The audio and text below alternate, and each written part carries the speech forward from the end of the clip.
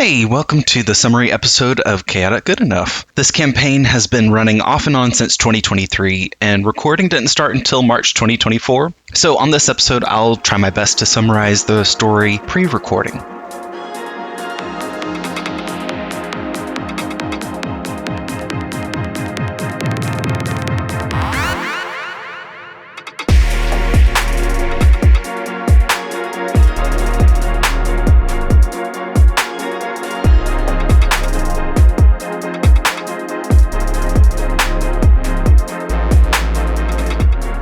So in the beginning, our heroes meet on the trail to Minerva, the capital city of the Chasmira Empire, a large country in the northern part of the continent. Jimothy, the half-orc barbarian, Juniper, the halfling cleric, Halia, the elf rogue, and Yorman, the dragonborn bard, all form a party to stay safe while traveling. On the road, we run into some goblins, killing all except for one smaller goblin who seems harmless enough and somewhat intelligent, surprisingly. We adopt him and name him Geo. We are able to disguise Geo with magic to make him look like a halfling boy, and Geo is very chaotic. In a small village, we end up renting horses from a lady named Esma, because Minerva is days away, and maybe weeks away. Just a side note, Esma has a spider friend. Later up the road, we meet Marguerite and Joe Hogcollar, the halfling tavern owners at a small village. They specialize in selling pies, and they hire us to make sure that their young sons Grant and Sylvester arrive in Minerva safely. They're there to sell pies at the Spring Festival. On the way to Minerva, we do rob and scare off some bandits that tried to attack us. We get to Minerva and stay in the Hungry Clam Tavern and Inn. Minra is the owner of the inn, and Lily is the waitress. We ask Minra about the goings-on in the city, and she tells us about a hot springs spa nearby. Also at the Hungry Clam is where we meet Fig the Frog Rogue. Fig is wearing a cute little cowboy outfit and ends up joining our team. The next day, we go into the city where the Spring Festival is happening, which is also a celebration for Princess Vita's birthday celebration. During the festival, we shop around at various vendors, checking in on Grant and Sylvester on the way, and they end up giving us some free pies for helping them travel safely. Tucked away down a side street, we find Chester McCoy's magic shop, where we find that the shop is owned by a black cat that can talk, and his name is, of course, Chester. Nora is his quiet assistant that runs the counter, and through some investigation checks, we find out that she is actually an undead. While we shop, Fig successfully steals the asylum ring, and we later find out that a soul named Timmy is trapped inside the asylum ring, and Timmy wants the wearer, which is Fig, to find his dead body, but Timmy doesn't know where it's located, so maybe we'll find it later on in the campaign. Later on, we do watch the parade, which some of us haven't seen before and are in awe of. During the parade, a group of bandits attack Princess Vita's carriage, and we help defeat the bandits and save the princess alongside Robin the Dark Knight. We are hailed as heroes and become famous in the city. For saving the princess's life, the group is invited to a fancy dinner party with the royals so that we can be rewarded and thanked. They also will provide us with free fancy clothes for the occasion. We also ask Robin where we can learn about history and magic and whatnot, and she tells us about Professor Lance and gives us access to Minerva's library. After the parade in the late afternoon, our group goes to the hot springs. Here we roleplay, flirt with the spa goers, and Jimothy teaches Geo how to swim and do a cannonball. The next day we go to Minerva's library, where we read books and learn the history of Chasmira. Geo decides he wants to become a mage. While we look around, Fig swims in the big fountain in the courtyard, and Fig is poisonous, so we kind of joked, hoping that the fountain wasn't connected to any drinking water in some way. It ended up not, so we were good. Professor Lance finds us and introduces himself. Lance figures out that Geo is a goblin, seeing through Geo's disguise, and instead of telling the authorities, Lance is actually fascinated that Geo isn't hostile like other goblins, and he wants to study him. Lance figures out that Geo does have brain damage or something going on, and tells us that we should probably take him to a healer named Leah, who lives a few days away from Minerva.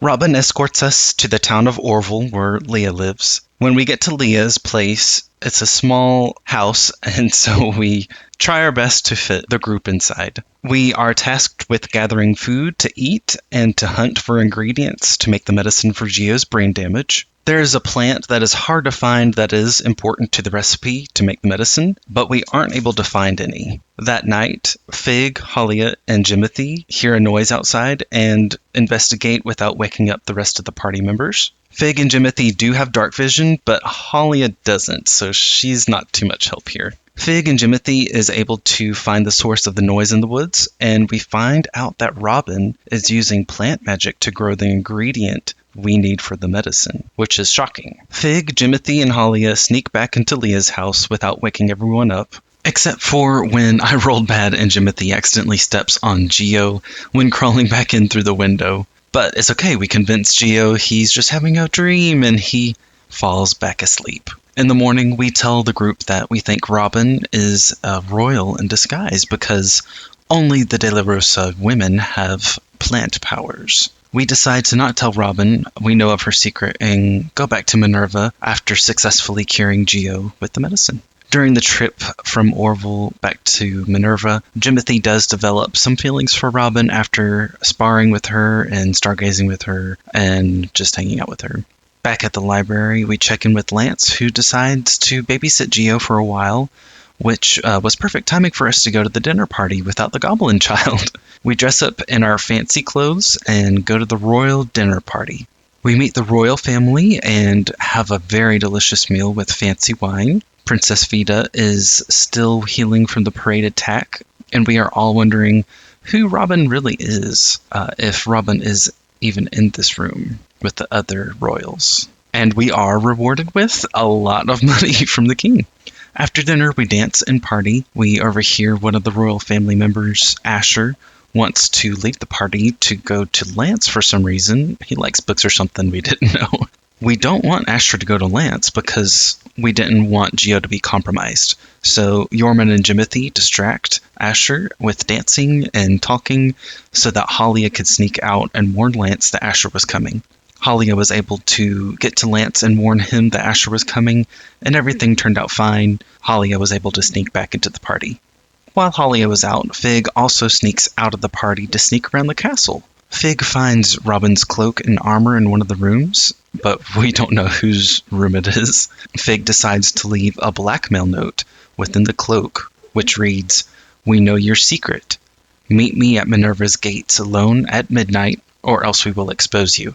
Fig also debates poisoning the cloak, but doesn't. Fig also steals a wax seal stamp that has the De La Rosa insignia on it, along with other things before escaping through the window. Everyone leaves the party, and the group goes back to the inn to sleep. Fig tries to sneak out of the hotel room without waking everyone up to go to the gates of Minerva to find out who Robin really is. Except that Jimothy rolls well out of the rest of the group. Ends up waking up, sneaking out to figure out what Fig is up to. He confronts Fig, and Fig tells him of his plan to blackmail Robin into giving us money for keeping her secret, that she is disguising herself. And we can also figure out which royal family member is disguising themselves as Robin as well while we're there. Jimothy has a hard time internally wanting more money, definitely, but also doesn't want to cause trouble for the group. He also doesn't want to hurt Robin's feelings. Jimothy decides to risk it all, risk it for the biscuit, and agrees to go along with the plan and help Fig, even though he thinks it's a bad idea. Fig and Jimothy go to the gates of Minerva, hiding themselves in a tree to wait for Robin to show up. To our surprise, Elizabeth shows up, Princess Vida's cousin, and she is not alone. She does come with Prince Arthur, who we both met at the dinner party, thus finally revealing that Robin's identity is Elizabeth. Fig leaps down from the trees to confront Elizabeth while Jimothy stays hidden for backup. Fig demands money, which riles up Elizabeth and Arthur. Their conversation gets more and more heated. Before fighting escalates, Jimothy comes out of hiding, and Jimothy apologizes profusely to both of them, offering Fig's stolen stamp as a peace offering. Elizabeth and Arthur look very disappointed, thinking that the heroes that saved the day, they thought that we were good, but we were actually greedy backstabbers after this fiasco. Elizabeth agrees to the peace offering, and everyone agrees to never speak about this to others. Elizabeth also demands that we are banished from Minerva and to leave the city the next day.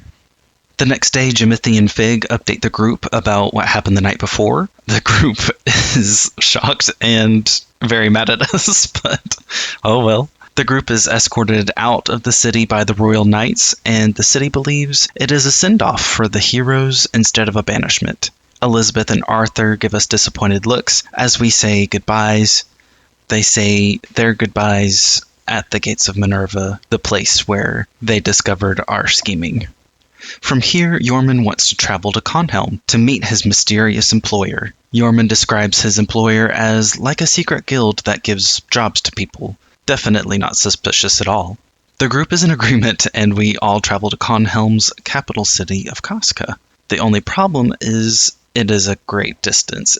We have to travel southward, cross a sea, cross most of Conhelm to get to the southern point where the capital lies on the coast. On the road, Juniper gets a cryptic message from her god, Lythander, who almost speaks to her directly, which is surprising. There is something wrong, but Juniper rolls poorly and isn't able to figure out what's going on, and is worried that Lythander might actually be dying, maybe? When Juniper tries using her magic, it doesn't work correctly, and she becomes bald for 24 hours. Very traumatizing. Juniper decides to not use her magic for a while until she figures out more about her situation. On the road, we fight against wolves, and a new player enters the party to help defeat them. Our team meets Avalanche, the Loxodon druid. After defeating the wolves, Avalanche seems a little disoriented, asking about where he is and what year it is, which concerns the group, but Avalanche plays it off. Later, we run into some townsfolk who warn us about a monster in the woods killing people and about a missing comrade. The group investigates the forest with the help of Avalanche's druidic powers, and we come across a tree hut deep in the forest.